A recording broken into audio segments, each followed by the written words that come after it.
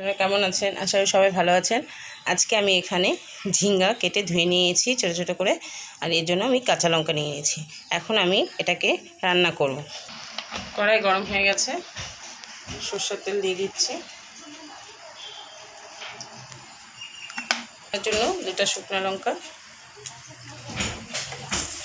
অল্প কালো জিরা, অল্প এখানে দিচ্ছি। ভাজা হয়ে গেছে, এখন এর মধ্যে আমি কাঁচা লঙ্কাগুলো দিয়ে দিচ্ছি। এর মধ্যে ঝিঙ্গাগুলো দিয়ে দিলাম।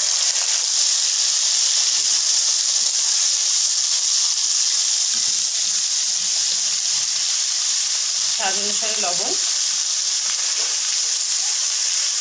হলুদ, কিছু সময় আমি নেড়ে চেড়ে নিচ্ছি। এখন একে আমি জল দিয়ে দিব। এখন 10-15 মিনিটের জন্য আমি এটাকে ঢেকে দিব, ভালো করে সিদ্ধ হওয়ার জন্য ডালগুলোকে। ঢাকনা উঠিয়ে রেখে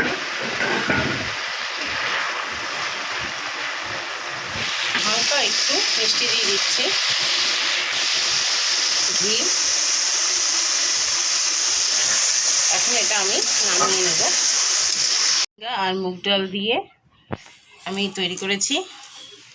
আপনারা একবার এভাবে তৈরি করে খেয়ে দেখবেন, খেতে ভালো লাগে। একদম সহজ সরল উপায়, একদম কোনো ঝামেলা নেই, বিনা ঝামেলা ছাড়া এটা রান্না।